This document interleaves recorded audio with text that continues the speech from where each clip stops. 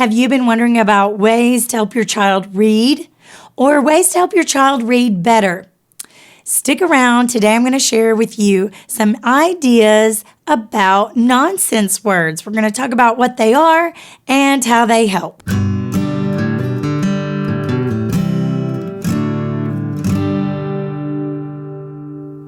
You can find the Parent Teacher Bridge on Facebook and Instagram. And if you go to my website, theparentteacherbridge.com, I have many more free resources set up there for you to use to help your child.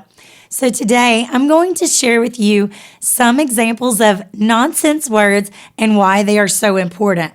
But before we get started, be sure to click the like button below and please subscribe. I know so many of you are watching these videos and I'm hearing great feedback, but make sure you subscribe. That lets me know that I have that interested audience that's looking for more videos to help with their child's education. So let's get into nonsense words. What exactly is a nonsense word? That is a made-up word. It's made of sounds that behave the way you would expect the sounds to behave. You can sound out that word just the way that it looks, but it doesn't really mean anything. The great thing about nonsense words is that they can prove to you whether or not your child has the ability to sound out a word or if they've been fooling you and just memorizing words by sight. Because nonsense words aren't real words. They haven't been memorizing those. They don't make sense in the context. So when your child is able to tap out sounds and blend them together into a word, even if it's a nonsense word, it shows you that they truly know how to sound out words. Number one, nonsense words will help a child in their fluency of decoding or sounding out words. Let's think about all the little picture books that your child has probably had read to them over their short life. They've probably seen words like cat, dog, and ball over and over and over. It's possible that they have just memorized the sight of that word without actually realizing that there are different sounds within the word. More than one child has fooled their parent before into thinking that they can read just through memorizing words. You know, if children can memorize the names of all these fairies that, to me, look alike, or all these Thomas the Train engines that, to me, look alike, if they can pay attention to that much detail and memorize all those names, then they certainly can memorize words in a book and sometimes fool a teacher or a parent. Having your child practice nonsense words is going to expose that skill of sounding out words, whether or not your child has developed that skill. You know, I'm reminded of that movie, You've Got Mail, when the character of Tom Hanks walks into the bookstore for the first time and he has this little boy with him and the little boy keeps spelling the word fox, F-O-X, F-O-X. And the bookstore owner asks him, she's really impressed, and she starts asking him if he can spell some of these other short and simple words, but he's persistent on continuing to spell fox. Well, how come he was able to spell fox but not those other words? Well, it just so happens that the character in that story has the last name Fox. It was something familiar to him. He had memorized it, but he didn't really have an awareness of those short little words, able to take the individual sounds and put them together to make a word. When you practice nonsense words with children, you are building that skill of sounding out words without necessarily memorizing a word by sight. Let's take a look at a few examples of nonsense words that you can try with your child. Lat, wog, gnawl. Would these words throw your child for a loop if they were to see them written down, if someone asked them to read them? Playing with nonsense words is a way of giving you an informal assessment of whether or not your child can apply these rules of the sounds the letters make and putting them together. Number 2, nonsense words are actually parts of real words. Let's take a look at some examples. Lat, cog, and HUD. Can you think of some real words that include those chunks or include those syllables? Lat, as in latitude or lateral. Cog, as in cognitive.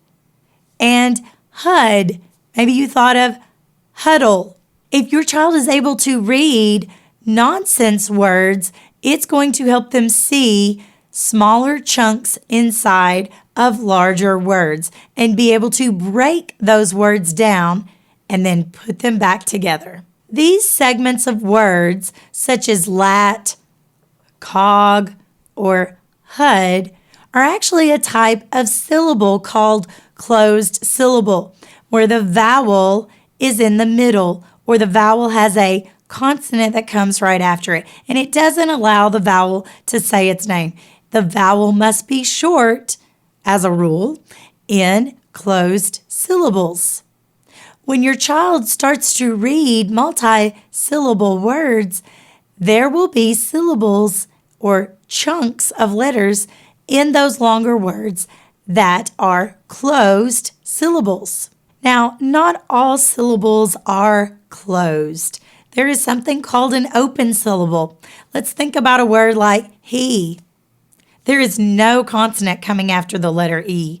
It is left open. And so it will say its name. That's the rule. But if I put an N on the word he, it becomes the word hen, and the E no longer says its name. Similarly, let's think about the word go. The O is on the end, and it is not closed in, so the O makes its name. But if I add the letter T to the end of go, it becomes the word got, and the O is now short. Why? Because it's a closed syllable. And when your child learns about closed syllables, it helps them decode these longer words with multi-syllables. The rule is, if your child encounters a word, they should look at that first vowel and try to close it in, making it short. Will that always be the case? No. But that is the rule, that they should try it that way first. And if that doesn't make sense, then they can try reading the word with that first vowel being long. The third reason to try nonsense words is that it's a fun way to practice reading. Children don't expect nonsense words because you ask them, well, what does that mean? They have no idea. And I say, I don't know either. We can make up a meaning. And a good way to introduce children to the concept of nonsense words is to maybe read a few Dr. Seuss books with them. Dr. Seuss made up words many times in his books, and look how much they are enjoyed by children. Nonsense words are funny, and it gives you a chance to be silly with your child and to take a little bit of the pressure off reading while still working on skills of sounding out words. Now, if you have some letter magnets or bananagrams or even some Scrabble tiles, you can practice making some nonsense words with your child. Try starting out with a real word that they know how to spell and then switching the beginning letter. You could even try switching an ending sound or a middle sound and ask them, is that a real word? What does that mean? Is that real or is that nonsense? Sometimes parents are confused if a teacher sends home nonsense words for their child to practice. They're like, why do I need these?